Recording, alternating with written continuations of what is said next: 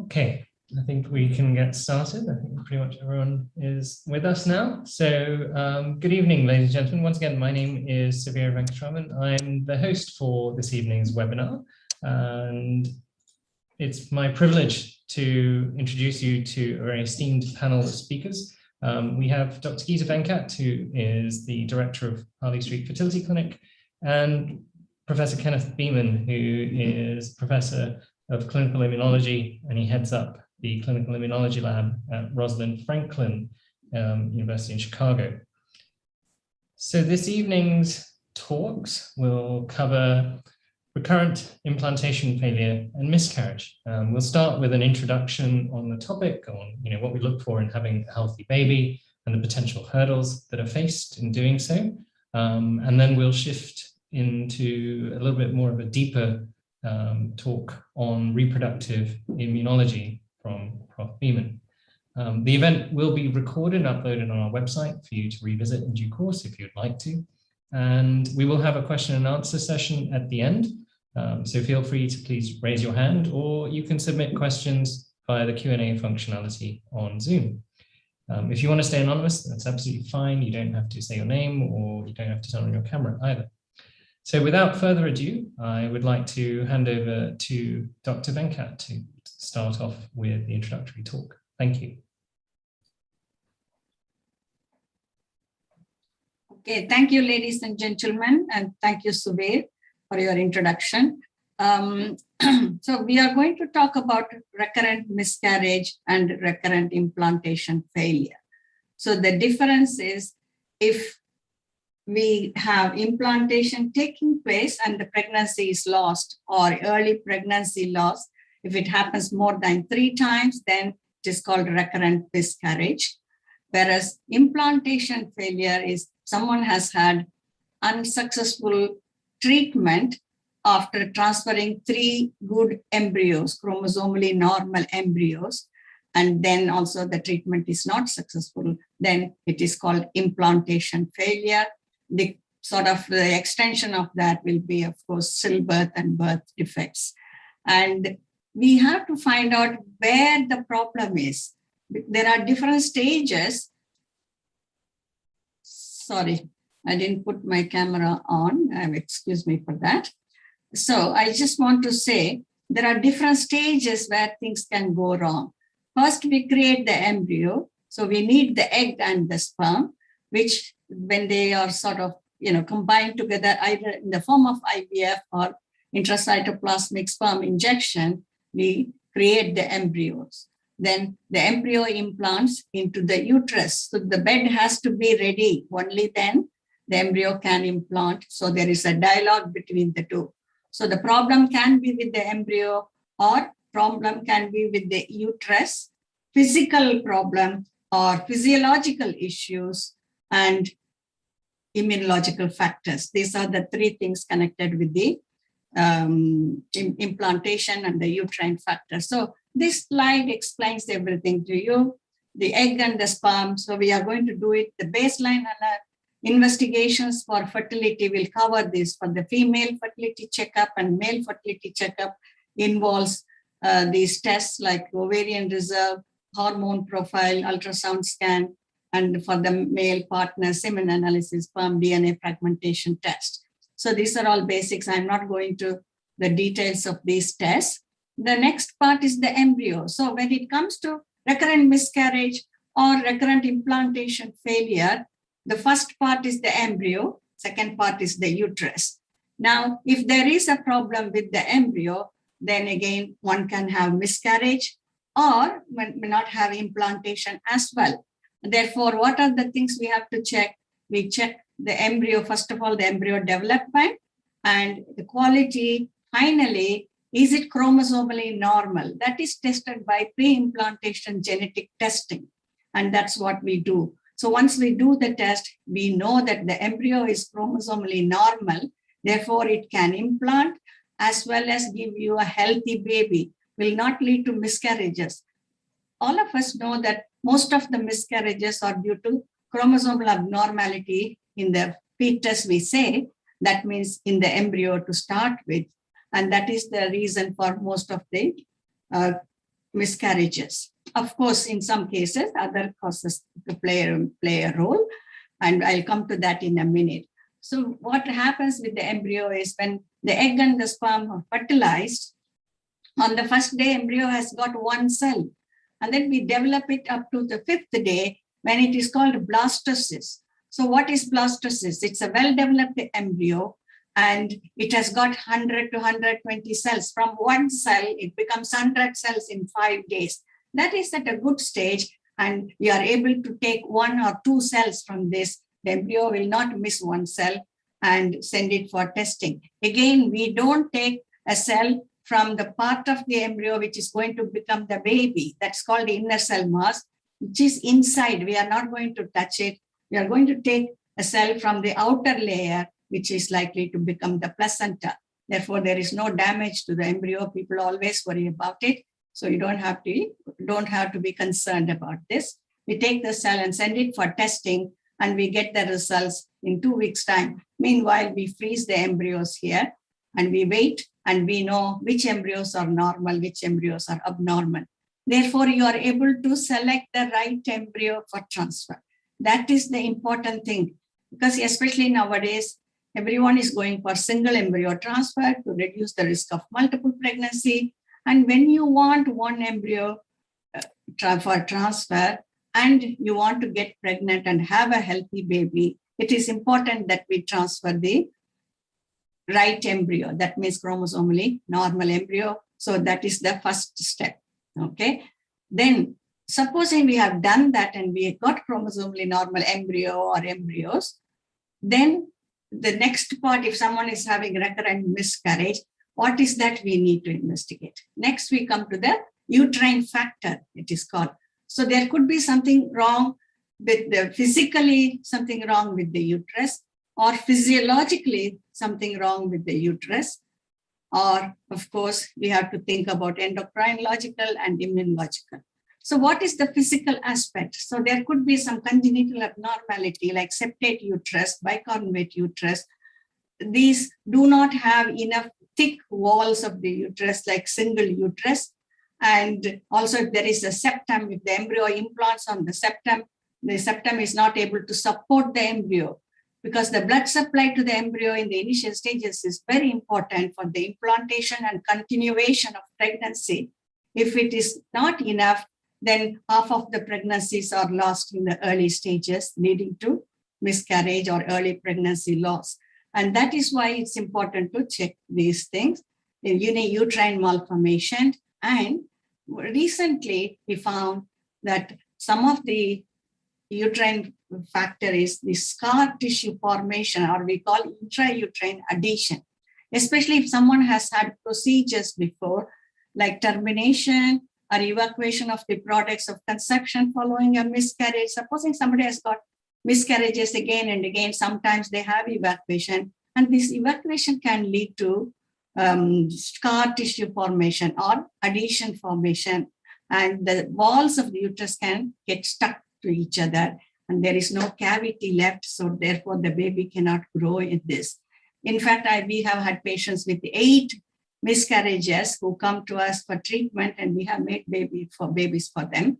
And in such cases, we found that out of the 8 miscarriages, the woman had about 6 evacuation of the uterus following miscarriages, and her uterus was in such bad shape. Recently, we had a patient who had only 1 miscarriage, but she had evacuation of the uterus, and she had what is called Asherman syndrome. People would have heard of it. The total uterine cavity is totally obliterated with the scar tissue or adhesions, and therefore these scar tissue has to be resected by hysteroscopic procedure, putting a camera inside through the cervix and cutting all the adhesions. And they have to put some stent or contraceptive device inside for some time, let's say for 2 months or 17 days, to prevent adhesion formation again. That is the important thing. So these physical malformations can be diagnosed by initially saline infusion scan, which is a simple procedure. And if we find something, one can have the operative procedure of hysteroscopy to clear the issue or the defect. If there is a septum, we resect the septum and make the cavity uniform. Or if there are adhesions, then we divide the adhesions. If there is a polyp which is interfering with the implantation, we remove the polyp. So that is very simple, straightforward, because if you know the diagnosis, it's easy to treat the issue. Now, next thing is the physiological thing that is in the uterus. So what is it? Because first of all, everything is based on anatomy and physiology. So if the first part I told you now, physical part is anatomy. If there is a problem in the uterine cavity, we correct it. Next thing is physiological, that is any function of the uterus. What does it do? The endometrium becomes most receptive at certain time of the cycle. At that stage only the embryo will implant. Therefore, the embryo should be there at that time of implantation window to get implanted. If the embryo is there one day before or 2 days later, implantation will not happen. You know, we have heard that you have to be in the right place at the right time. Only then things will click. So that is very important. That's why we talk about this implantation window. And generally we assume that implantation window is the same in all women, and it is called the standard implantation window. Or in other words, that is the time when the endometrium is most receptive in the woman. That means the embryo is likely to implant at that time. So the standard implantation window is usually we prepare the endometrium with estrogen and we start progesterone. After 5 days of progesterone is the standard endometrial implantation or implantation window. Whereas in some women, like I mentioned earlier, it can be deviated from normal. Therefore, if I transfer the embryo at the standard time, the implantation will not happen in her case if it is different from the standard time. Therefore, there is a test to find out about when is the right time for that person. That is called endometrial receptivity assay. That will tell us when is the right time to put the embryo back. And this is also combined with other factors of the uterus that is called Emma test and Alice test. Here, what we study is there any chronic infection in the uterus that is called chronic endometritis? There could be bacteria growing inside. We used to believe that uterus, which is inside, carrying the baby, is a sterile cavity. But actually, it is not a sterile cavity. It contains some bacteria. So we expect the bacteria to be a good one. So we would like 90% of good bacteria. That is the lactobacillus, that the concentration should be at least 90% for the implantation to occur. This is very important. So the Emma test will check if the concentration of lactobacillus is 90% and over, or is it lower than that? If it is lower, then it's not optimal at all. And if it is lower, what happens is uterus is invaded by other pathogenic bacteria, and that's what the Alice test checks, whether there is any chronic endometritis in the uterus caused by streptococcus or any other enterococcus or any other bacteria. That is because the lactobacillus is weak, is lower in concentration, and therefore all these pathogenic bacteria go and invade the uterus and cause problem. Any inflammation in the uterus due to infection or irritation or anything is not good, because the inflammatory process, it is like a war zone, okay? Because it is a defense mechanism. Body is trying to protect the organ or any part of the body from pathogenic bacteria. And that's why the inflammation starts to get rid of the bacteria or pathogens. Whereas what happens is, if it is present chronically in the uterus, the embryo will also be pushed out because it will be considered as a foreign body, and then it's also pushed out. And that is why it's important we check not only the endometrial receptivity, when is it most, and also the bacterial proportion, the lactobacillus concentration, and whether there is any pathogenic bacteria. So we test all these things in the ERA, Emma, and Alice test. It has been introduced in the last 5 years now, and we started doing it in our clinic. Previously, we were hesitating to start it And once we started doing it, we realized the value of this test. And we have started thinking now, how did we manage before without these tests? It's rather strange. So we know how useful it is, because this is useful in recurrent implantation failure, especially because the embryo is not implanting. Probably we are putting the chromosomally normal embryo at the wrong time. The embryo goes to the uterus at the wrong time. That's why it may not be implanting. And the associated factors like infection, chronic endometritis, again, can also interfere with implantation. So that's what we check. And endocrinological is the hormone profile. So we start with the estrogen and the progesterone, and the progesterone level again should be optimal. The proportion should be right. So that's why it's important to check the hormone levels during the frozen embryo transfer to maintain good level, which will support the pregnancy. If someone is low in progesterone, then sometimes the pregnancy can be lost in the early stages due to progesterone deficiency. This progesterone deficiency is very common in women with polycystic ovaries. And of course, polycystic ovaries is a very common condition. It's present in 20 to 22% of the women in Caucasian population. However, in Asian population, it is double the incidence, about 40%. Therefore, it's a common condition in some countries. And again, the progesterone deficiency can occur with that. So that is, these are the tests. Next slide, please, Will.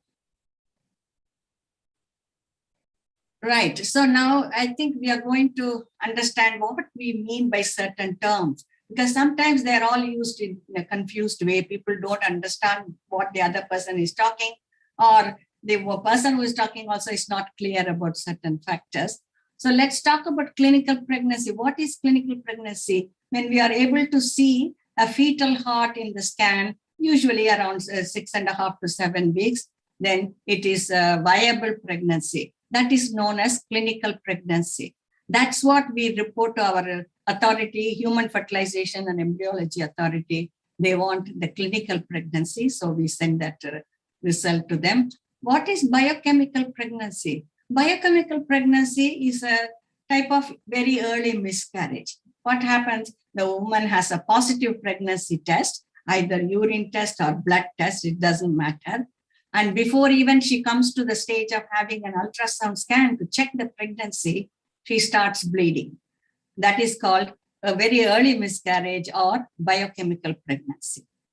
And what is a miscarriage? Miscarriage is loss of pregnancy in the early stages up to 23 weeks, because 24 weeks is up to the viability of the fetus, the baby, we call it.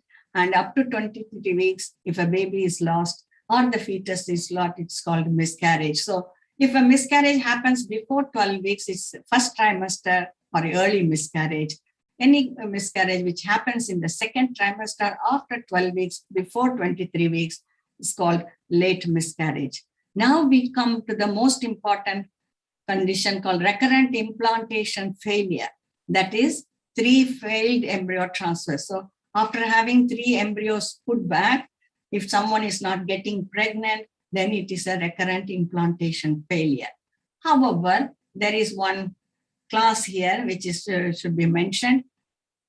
The embryo quality should be very good, and it says nowadays transfer of euploid embryos.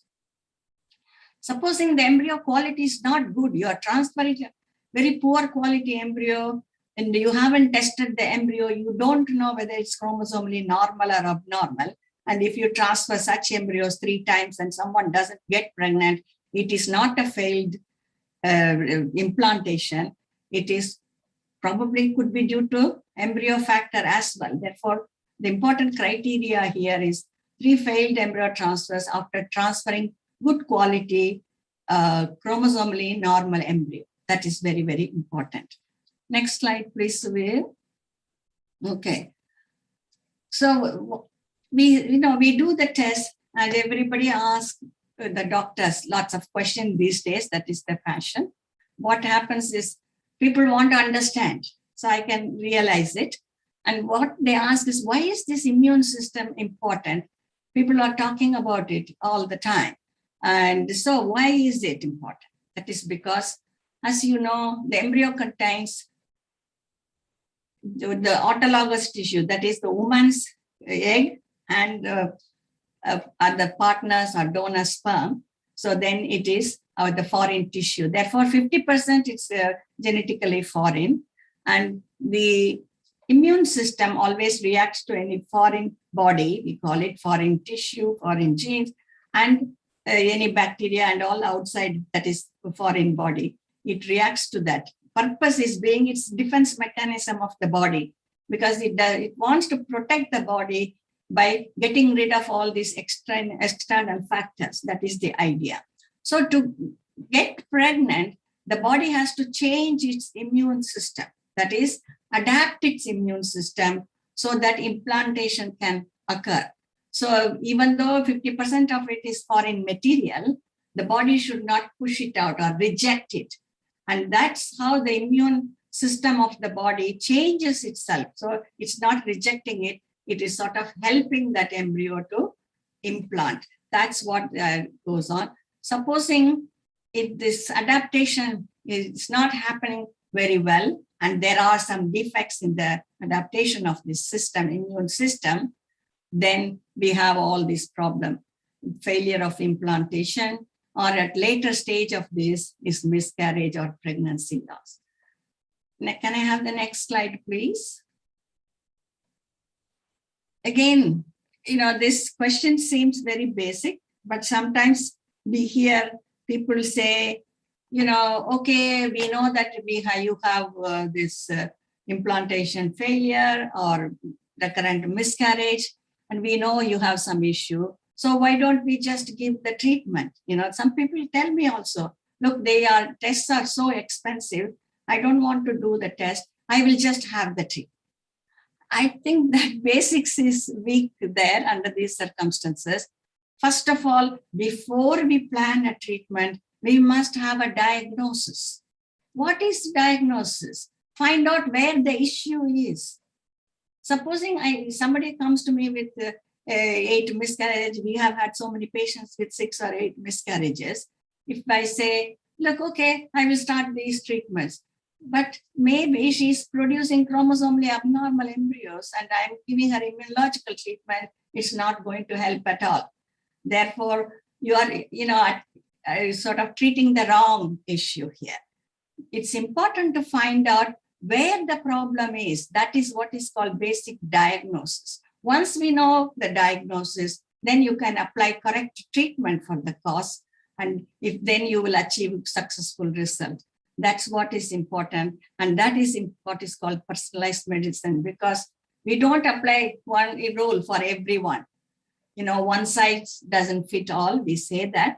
So you can't give the same treatment for everybody. We know some clinics, I know that there are some clinics which don't do immune tests, but they give the standard immune treatment to whoever wants immune treatment. That may not be right. One person might be having a different way of immune problem, and you are just giving standard treatment. That is not good. So it's important to personalize the treatment here, or, according to the factors, we have to tailor the treatment according to the individual cases. That's very important. That's why it's important to investigate and diagnose. Now, when coming to the recurrent miscarriage and recurrent implantation failure, the main thing, of course, apart from the chromosomal abnormality, and I said that physical uterine factors, which we'll investigate, and what are the other uterine factors we have to investigate? That is immune factors, which we investigate. I'm going to tell you that there are thrombotic risk factors. These are called thrombophilia screening. And we look at all the clotting factors to see if there is any mutation or any deficiency of one of the proteins, then which can also cause clotting issues. And the other factor is called autoimmune or autoantibody, because there are types of antibodies in our, different types of antibodies in our system. Most of the antibodies work as defense mechanism. their function is to protect the body by outside invaders. That is the role. So if there is any bacterial infection, the inflammation happens, and what do we see? We see antibodies going and attacking. And of course, there are also white cells going, and a phagocytic process happens. They sort of devour the bacteria and to try to get rid of the invaders. And so these are called antibodies. Now, there are antibodies sometimes which turn against our own body. That is what is called autoantibody. What happens here is the antibody works against one's tissue. For example, we have thyroid antibodies. So these work against the thyroid gland.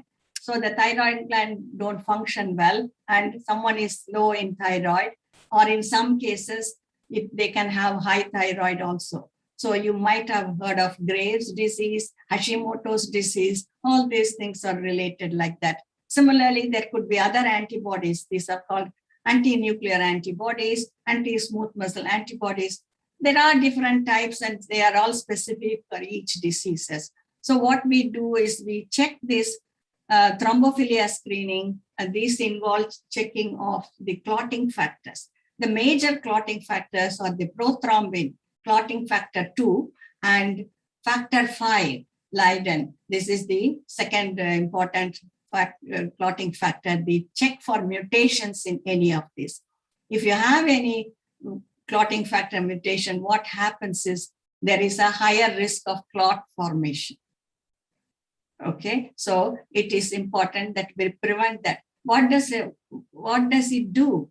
When there is clot formation, the blood supply is affected because it blocks the blood supply to the receiving organ. That's why it's important to prevent these clot formations. We check for that. And one of the other common mutation is called the MTHFR mutation. That is called methyl tetrahydrofolate reductase enzyme deficiency. That is MTHFR mutation. We check all these things, and if someone has got this, and we have to treat them with blood thinning injection and aspirin tablets.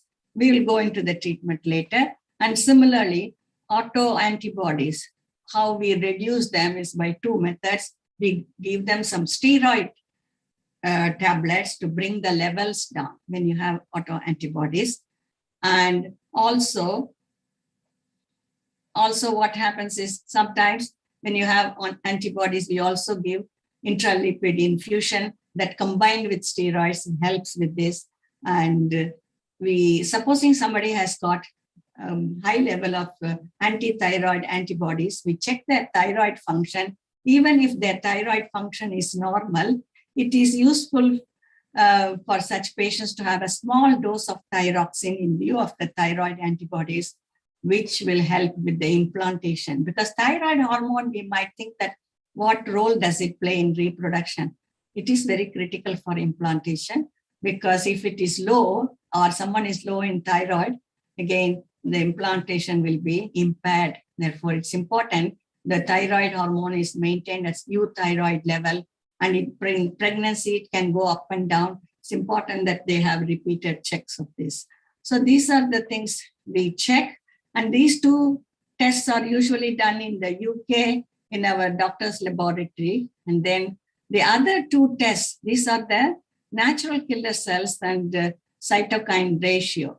These two tests are specialized tests for the immune mechanism.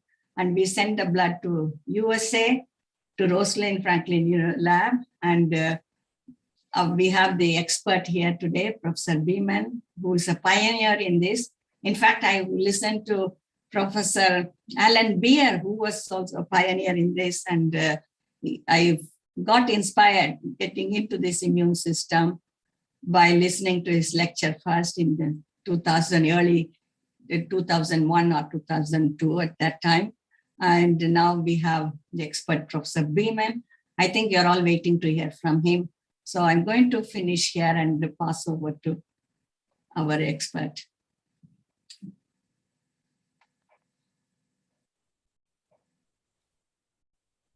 So it's my turn? Okay, so do I have control of the slides, or do you, or how's that going to work? All right. Well, we might find out how to treat. I'm going to talk to you today about one kind of lymphocyte, and in the white blood cells of the immune system, there are mononuclear cells, which are lymphocytes, and then there are polynuclear cells. And we're going to just talk about the mononuclear or the polynuclear cells, or the mononuclear cells, and we're going to talk about one particular part of the mononuclear cells known as the natural killer cells. Can I have a slide, please? And what is important to know is that these are named after how they were first discovered.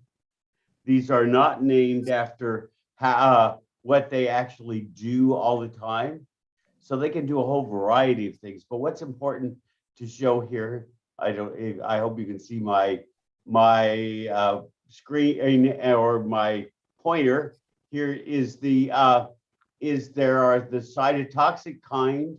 That's the kind that were first discovered, and the non-cytotoxic kind, and that's the ones that are in the uterus and normally help the uterus make blood vessels. And as we heard from Dr. Venkat, that's a key thing, is to get blood vessels that will provide flow. And as my grandmother, you have to feed the kid, you know, and it doesn't matter whether it's a week old or as old as I am, us kids who have to eat. And the NK cells do that. And they're also a bridge between all of the active cells, cells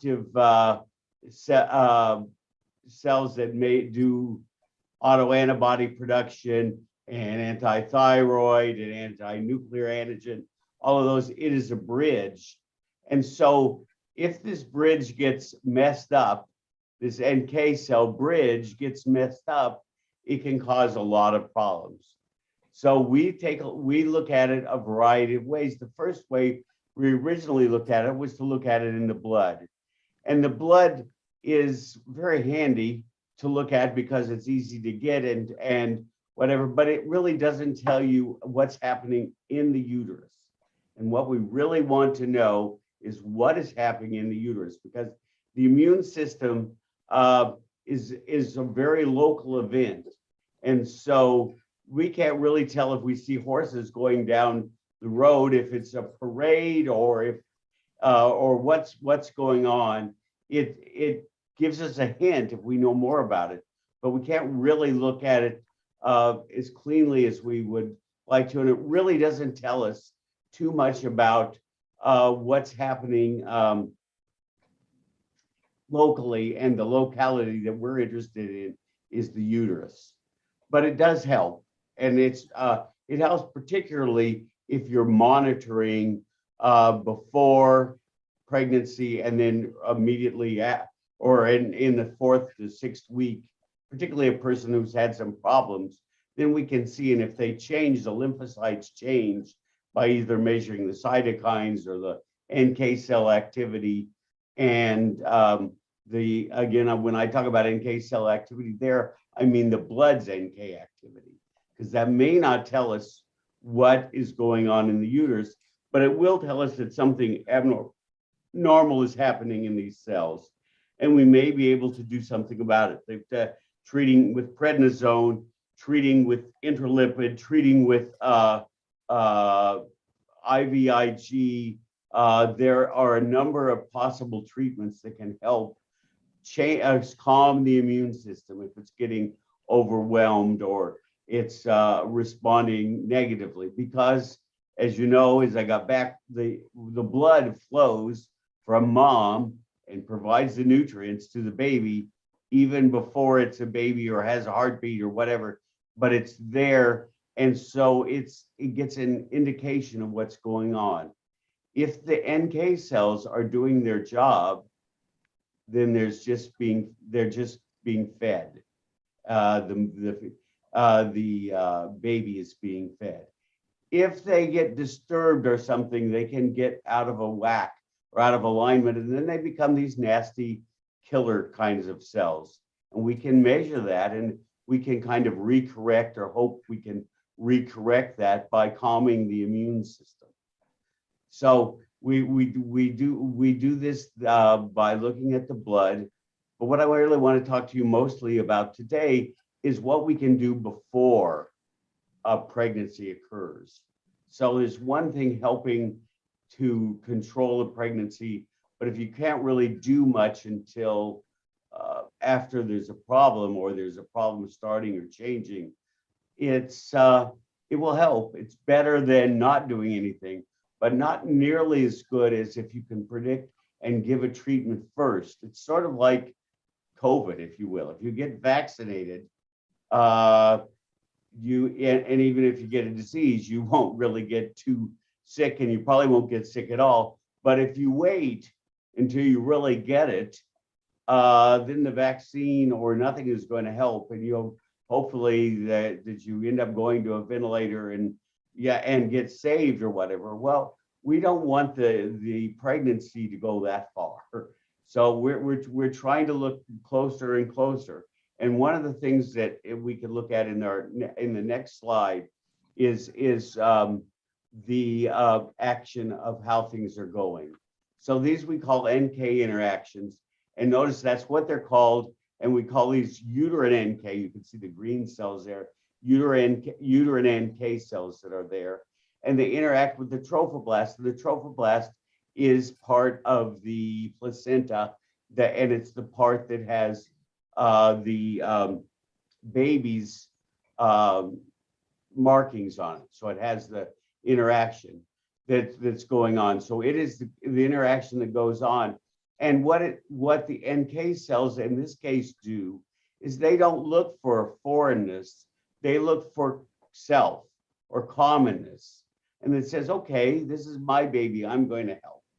And that ends up being good. And so the interaction there is not as easy as looking at a transplant reaction, which has total opposite, and T cells and other lymphocytes get involved and destroy it. This is one that's designed to help.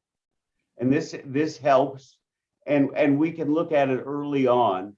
We can look at it by looking at the receptor, which is called KIR, which is killer is the first receptor, but killer is the first name of the receptor. But again, please, it's only because it was discovered that way. You know, it's called, it's not because it is a killer. In most cases, the NKs live in the tissue, and what they are is the bridge between the killer cells and the normal cells. It says, no, this is good. We want this to happen, to the trophoblast to be grown, because we're going to grow a baby, and that's going to be a thing that we really want to do. And we can do that. And the interesting thing we can do about this is we can look ahead of time. We can do, we can look at the mom's and the dad's HLA-C, or which everybody has. They have a whole bunch of different kinds of seed. We kind of divide them into groups 1 and 2, and the KIR, or the receptors, and are they going to interact, and how are they going to interact? And so you can do that anytime. You can do that years before, or you can do it at any time, and that you can do that with blood, or that's the usual way we can do that. But you could do that with tissue. Everybody is marked that way that has NK cells and their own normal cells. So we can do those kinds of tests and know something about a problem that might occur or that is occurring, particularly a problem that if usually the immune looking at these cells is done after there's been some infertility problem. And so then looking at it, so it helps point you in the right direction that this could be a very early problem that we can do something about. And you can do something about those by by activating or getting the immune cells to become active. So you may or may not have seen that, active NK cells are bad. That's simply not true. The killer active NK cells, if they're trying to kill your trophoblast, is bad. But if they're not, they might be trying to kill a virus, or they might very well be producing cytokines and substances that help the blood flow. And an important, interesting thing is that the only kind of immune cell that is required for pregnancy is the NK cell. And all the times anybody's ever looked, you can delete and get rid of all the other blood cells that you can think of. Well, except red cells, all the other white blood cells you can think of, and you can still have a baby. There may be problems, but whatever, you could still have a baby. But if you get rid of NK cells, you simply are infertile, and that's there. So we know that they're critical, and they know that they have a role. So if you go down to the next thing and we look at local NK cells, this we can look at by doing the endometrial biopsy. And I think Dr. Venkat mentioned that there's a variety of things you can look at there. And we look at a variety of signals that can be looked at there. And this can be done before a pregnancy is attempted or whatever, so that or an IVF cycle is whatever. We can take a look at this and say, well, maybe we can do something to help this, that it hasn't been working in the past, or there may be problems with it. We can do something about it. And then finally are the blood cell tests. And there's the ones that I talked about that are the standard tests, and you really can tell more about it, particularly the cytotoxic activity parts, by looking and seeing if they increase after the first couple of weeks of pregnancy. And even if they do increase there, prednisone, IVIG, there are a variety of things that can be done to help basically what you help is help the good NK cells continue and the bad NK cells to calm down. They're just wrong. It's just can be treated helpfully and hopefully by calming the cytotoxic ones and not disturbing the happy ones, or the ones that cause angiogenesis and blood flow. You can do something very useful for maintaining the pregnancy. The other thing about lymphocytes in early on is most of the things that occur that with the white cells and whatever occur in the first trimester. The second trimester is almost always just very quiet. So if you can get past these few weeks when there could be problems, is the recurrent miscarriage and perhaps implantation failures are a problem, then the baby will grow fine until the other end. And then the other end, there can be some problems, but we really don't test for those because they end up being problems like infections and more active immune responses. And so we really don't have any particular tests for those. So I'd like to just go through each of the individual tests or individual kinds of tests and what they may tell you and what could be done. So if I could have the next slide. So again, we're looking at the interaction between NK cells and trophoblasts, and that's pretty much what I'm going to talk about today. And there are two types of maternal NK cell peers that I want to look at. They're the AA and the BX. They're groups. And if you have the fetal trophoblast, that is the fetus, which will have the trophoblast, which will have one allele from mom and one allele from dad, and it's C2C2. There is a risk, and it can be predicted that there is a risk of loss there. And if there is this risk of loss, there are a few things that people have done. They have used a product that helps produce more white cells in the blood, and then maybe produces more NK cells and helps. So again, we're not talking about inhibiting the NK cells. We're talking about different NK cells or bringing more NK cells in to help make blood flow go. The other thing that is often done is what they call endometrial scratching. And actually scratching is simply the biopsy. And so people like to do that, and they like, if they can, set it up maybe so that they can, in the same cycle, particularly if there's a limit on the number of eggs or limit there, they can actually, if it looks good, start the implantation and the fertilization shortly after the biopsy and say, okay, this is going to be helpful. I know there are, and there have even been papers written about doing uterine scratching. And likewise, in the C1 and C1, the second column of the KIR activating genotype, there may be a risk of loss. You see where I have in red there, I hope you can see that same sorts of things can happen. And so you can actually predict that if this has happened previously, maybe we can do something about it. Maybe we don't have to wait until, we don't even have to wait until there's a biopsy. We know that these genotypes are there. We know that there's been failure. Maybe we can do something prospectively, like either softening the immune response by adding prednisolone or IVIG or whatever, or maybe we can help the immune response. If I could have the next slide, please.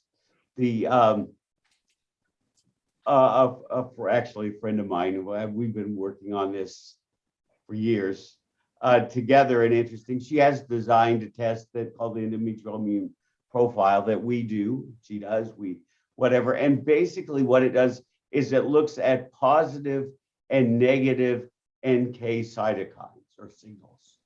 So there's the pro-angiogenic signals and the bad activating signals. And so what they do in this is you count the number of NK cells, and if they're normal or that's good. If they're below normal, that's usually not a good sign. You want the NK cells there. As I said, they have this terrible name. I don't know. It's like there used to be an old song calling him my son Sue. Where he called him Sue, and that's just, you don't want to be called Sue because these NK cells are actually quite good. And you look at the balance between those, and if the balance goes one way for good signals, I think that you can leave them be. And if they're going the other way for there's no signal, scratching may be indicated or whatever. And that's what this particular test does. The final test I want to show you is the next slide, is one that I think is even, it takes, and it's called a decidualization score. And this was done by my colleague, Svetlana Dombayeva, and another colleague, Carolyn Coulomb, who passed away, but was very big in doing immune responses in pregnancy. And they put together this, and they looked at this particular things. And if you look at the first, this patient with low decidual score will have abnormal expression, and then you look at FOXO1, and there could be a decrease in that, and an increase in granzyme and IL-15. That's looking at activation, negative activation signals are there. And you put them together in a score so that you can show that most of the patients that had, most patients that were having a problem had a score of 4 or more. That means they had problems, either too high or too low, where there was an imbalance. And normal pregnancies were over here on the right, and they just maybe had a little bit of problem with 1 or 2 things. But so it was a very predictive thing, and you could then do treatments, and there are several treatments that have been done that people sometimes use prednisone for when there's a decrease of the FOXO1, SGK, SCN, whatever. It's not important. These are just enzymes or proteins that help babies grow. And if there's a problem with that and there's a decrease, then sometimes giving a steroid is helpful. Some people have given progesterone. I think that progesterone actually is quite good here, and that maybe just a little more progesterone than would be normal is actually is very helpful, and it gets these enzymes up so that the baby can be fed better. And then you can look at the others that are there. NK stimulation is the IL-15, and the granzyme is actually the killer substance in the NK cells. And if those are up, you can change those a little, or you can, and it's suggested there by several, that actually stimulating and bringing them into the area that tells them, hey, we're trying to make a baby here. And then that goes forward with that. So there are a variety of things that you can do. The NK cells are not your enemy. They're actually your friend. And if we can find out about them, and learn more about your individual case, we can help. We can help prospectively, and we won't have to help retrospect or during the cycle or during the first trimester when there's so much going on and trying to calm the situation that has gone out of control. And so we have these particular tests. If you have take-home message, NK cells are your friends. They can be just like a dog. If you scare it, usually it's a family pet, but if you scare it, it can jump up and not respond, whatever. So then you can calm it, and we can interact with it and say, these are friends. This is what we want to do. And hopefully we can get it to help and help the situation. The other thing I like about these particular tests is they're done prospectively. I worked with Alan Beer for years, and all of those tests, or many of the tests, were designed to do them concurrently, and then to alter the change that was going on. This way we can do it earlier. You can suggest that maybe even more progesterone is helpful. Maybe NK stimulation is helpful. Maybe it's harmful, but we can do something that is useful. And so at any rate, the laboratory goes forward. We've been doing and adding tests and subtracting tests, but I think that we now have a group that makes me happier than it used to, and that is that we can actually do something that can help your physician change their treatment and create less recurrent miscarriage and more successful pregnancies. And that's what I have to say.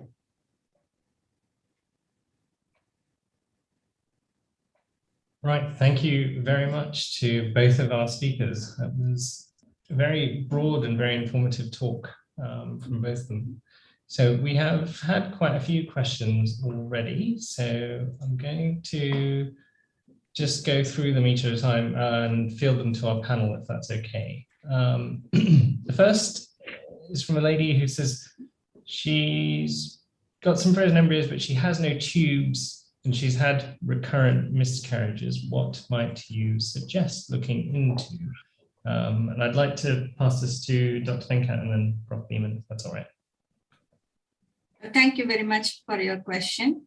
And if you have frozen embryos, first step would be to thaw the embryo and test the embryos. Like I said, that is called pre-implantation genetic testing, and refreeze the embryo.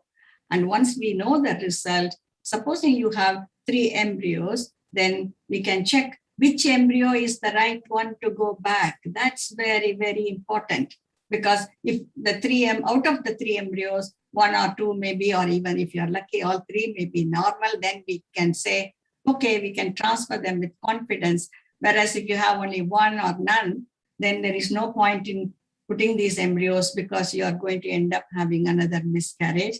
So first step before transferring the embryo is to look at the embryo normality, that is whether it's chromosomally normal, that's called the euploid embryo or not. Then you can decide about the selection of the embryo to go back. After that, of course, there could be additional factors if you have had miscarriages. And then we would recommend the tests I mentioned to you, like thrombotic risk profile and autoantibodies, and of course, immunological tests, peripheral, the NK cells, as well as cytokines. And before you're putting the embryo back in, of course, uterine natural killer cells can be tested to see where you stand and whether you need additional treatment to protect your embryo, chromosomally normal embryo. Thank you very much. Prof, do you have anything you'd like to add?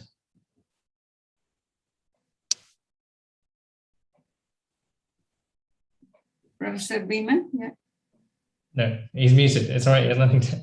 You've muted yourself. Yes. I'm trying to be good. I'm afraid that's sort of out of my my bailiwick, if you will. Okay. Sorry, I put the camera out. Sorry about Next that. question that we've had through is 16 eggs were retrieved from me and 4 made it to Blastocyst. All transfers failed except that the final embryo resulted in a positive pregnancy, which miscarried at 9.5 weeks. I had manual vacuum aspiration, or MVA, sent the tissue for testing, came back with chromosomal abnormalities, and now I'm having to start again. What can I do to improve my chances? And so from my side, I will say that the first step is to test the embryo, because even though you had 4 embryos transferred, unfortunately, I'm sad to hear that they were all not successful. We do not know how many of them were chromosomally normal. So we need to know that. If you are miscarrying after having chromosomally normal embryo, then it is a different scenario. Then the immunological factors come into play definitely. But if they are chromosomally abnormal, then that is probably the cause of the miscarriage. So first step, check the embryo side. And if it is clear, go to the implantation side. Okay, thank you very much. The next question that we had is, I have adenomyosis and I've had 2 miscarriages and 1 ectopic with 2 pregnancies. My left tube has been removed. Is there anything that can be done to stop bleeding while pregnant? I had my first IVF in London. Sorry, can you repeat the question? Sorry, I didn't understand the crux of the question. So the question says, I've had adenomyosis and I've had 2 miscarriages and 1 ectopic pregnancy. Right. My left tube has now been removed.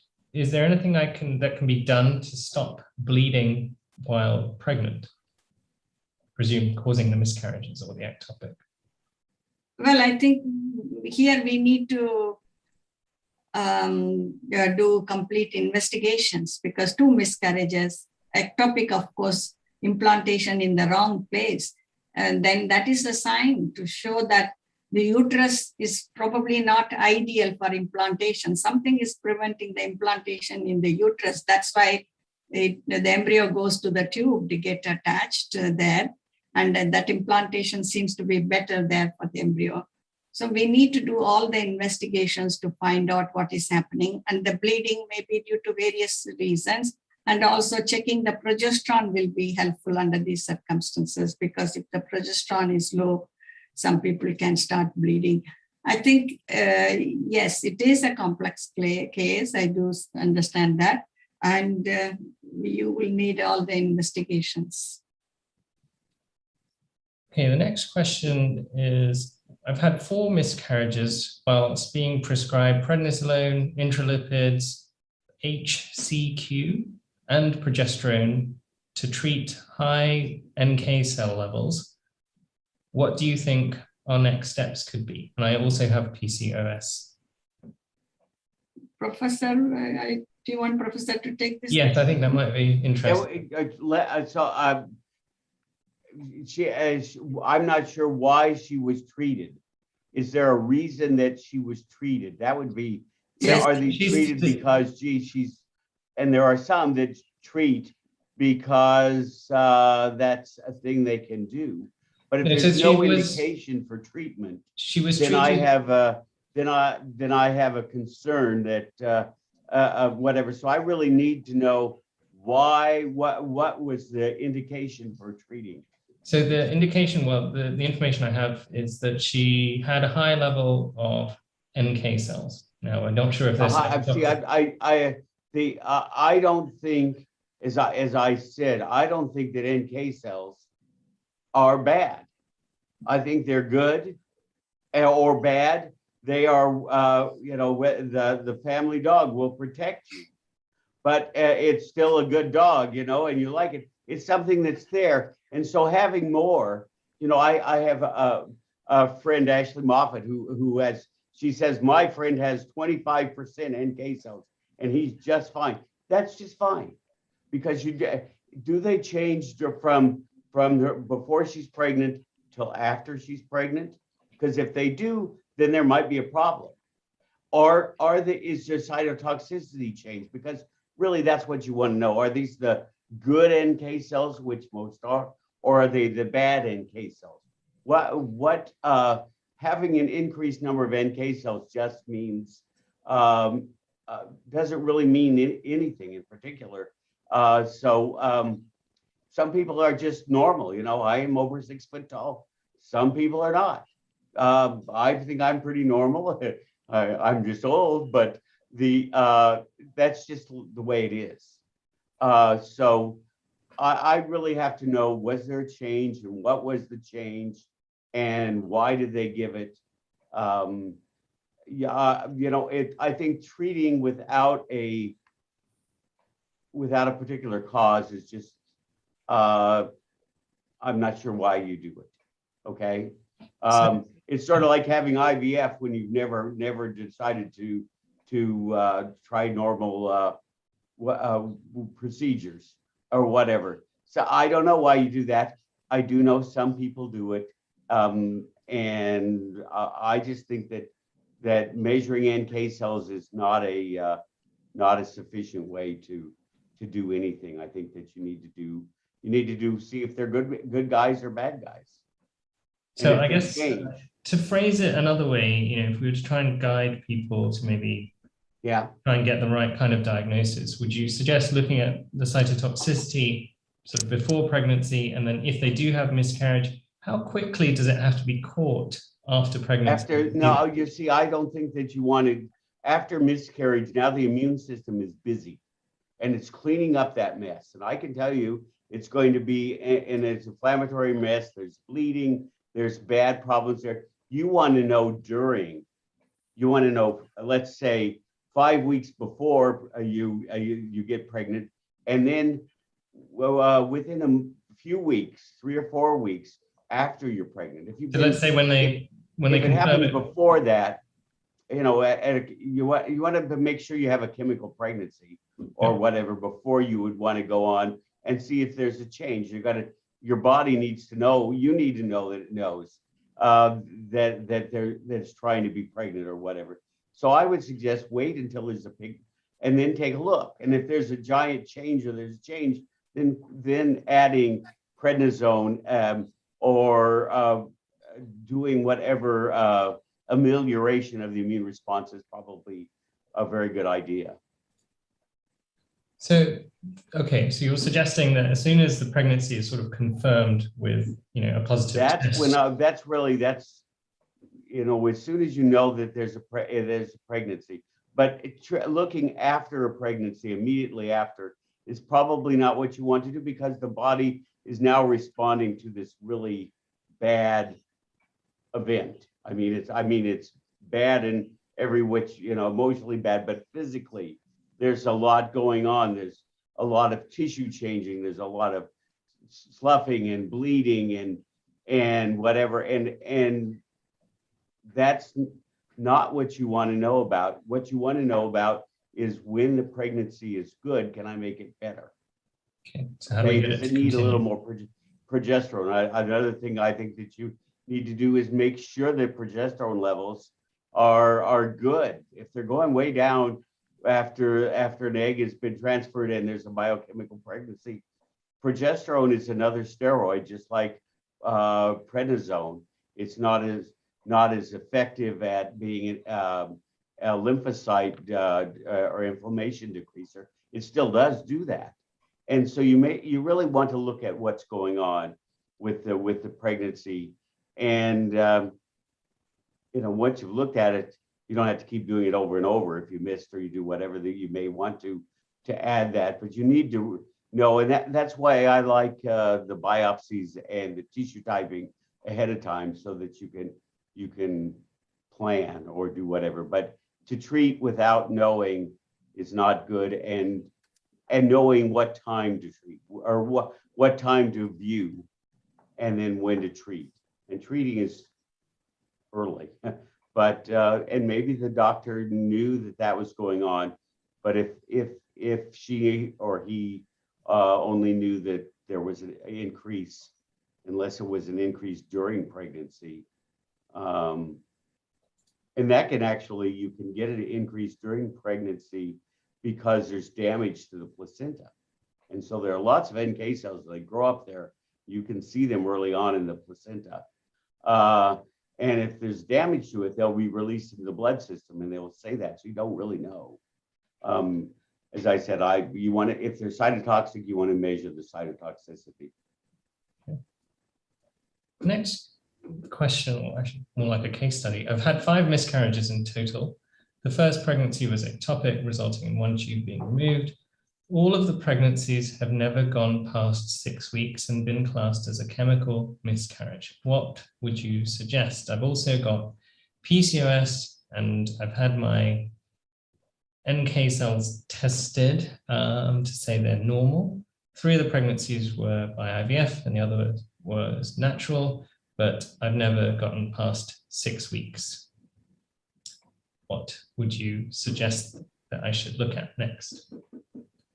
If I can have Dr. Venkat and then maybe Prof. Beaman to add to it. Okay, so it is 3 spontaneous pregnancies and 3 IVF pregnancies, yes. And I always divide the causes. First is to diagnose where the problem is. That is the first step here. Like Professor Beaman was saying, we can't do the treatment blindly. Okay, use everything so that at least one of them will take care of your problem. That's not the way we should work. We are all scientific people, so we find out where the problem is and treat it. So first step is to see if you are making chromosomally normal embryo.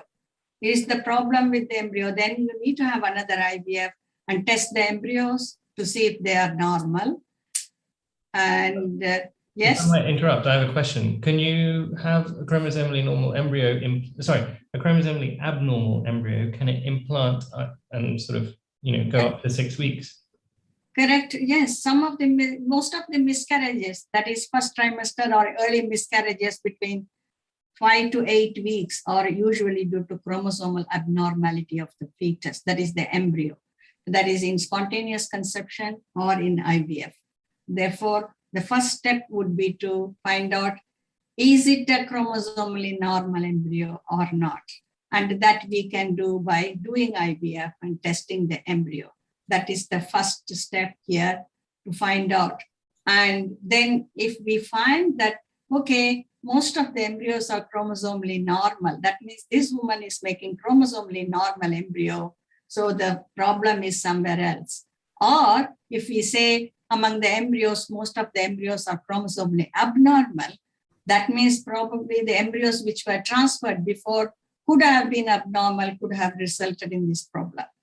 And that's why first step is to check the embryos and then do the other tests to see, do a hysteroscopy to see if there is any structural problems. Or then, like I talked about, physiological things, and we then go to the immunological issues as well. And so I think if someone has had so many miscarriages, it's better to check their karyotyping, both father and the mother, because if they have any balanced translocation, sometimes it can lead to unbalanced translocation in the fetus, which can cause problem as well. And therefore, it's important for them to check the karyotyping for the father and the mother. I'd just like to agree totally. So because I teach the students about the immune response and whatever. So if you're an immunologist, it's like to a hammer, everything looks like a nail. But I totally concur. This sounds like a at least we have no clue that it has anything immunological going on at all with it. That really need to look at the chromosome and the structure and whatever. Those are the usual. They're not, I'm not saying, gee, everybody should do an immune response and have me do, or my laboratory do the testing. But it is an option. But in most cases, I just want to agree wholeheartedly with Dr. Venkat, and I never met her that I recall until just now. And so whatever, that she is right on. Do this and don't throw whatever. There's good time to do immune things that I think they're important, but they're after you've done the procedure that she suggested. Okay, very good. We've actually had a plethora of questions, but they're all along a similar vein. And rather than sort of keep repeating ourselves, because we're sort of running up to the end of our time, I think I'd like to summarize really the advice that both of you have given quite consistently, which is to say that we need to find, the root cause of the problem, and that's to consider all the various factors, investigate them properly before deciding on what treatment or therapy you might give. And when we're looking at the immune system, it's important to look at the changes. Well, first of all, it's important to look at the activity of particularly the NK cells and whether it's cytotoxic or not, and also to look at the changes that happen in the early stages of pregnancy that might be causing a miscarriage to occur, and how do we prevent that from happening. I hope that sort of summarizes what's been said, but both Dr. Venkat and Prof. Beaman, if you have anything to add, I'd love to have your closing remarks before I wrap up. I don't really have anything to add. I think you're right on with your summary. Yeah, that's a good summary, but I would like to say that even if you have had 4 miscarriages or 5 miscarriages, don't lose hope, because we have had patients with 8 miscarriages and we have made babies for them, because now there are tests available, treatments available. Important thing is to have the investigations, right diagnosis, and correct treatment. That is the way forward, but it doesn't mean it's the end of the road. If you have had 4 or 5 miscarriages, there are treatments available. There is light at the end of the tunnel for you. Thank you for that positive note. So I think as a final wrap up, we advise everyone to consider all relevant options. Don't get sort of tunnel vision, as it were. Remember to look at all the factors that might affect your pregnancy. Talk to us. We'd love you to. Talk to a specialist. Don't be afraid to ask questions, even if they sound silly. And the pandemic is still quite active and raging, so please don't forget to be safe and do consider getting vaccinated. We encourage everyone to do so. Our next webinar is actually something that we touched on earlier this evening, which focuses on endometrial receptivity and the investigations for it and the treatment for it. That's on the 3rd of December at 7:30 in the evening. And you can find all our webinars on the webpage that's listed below. And so all that remains for me this evening is to thank the audience. So thank you all very much for attending. And I would like to thank both of our speakers for very informative talks and a great Q&A session. So thank you very much, Dr. Venkat, and thank you, Professor Beaman, for your time this evening. And I'd like to wish everyone a good night and a very good weekend. or good afternoon to Prof. Beaman. Professor Beaman, yes. Thank you. Special thanks to Professor Beaman for his expert advice and taking time to spend his time with us. And we really appreciate it. And we hope to liaise with you more and work with you more. Thank you very much. Thank you.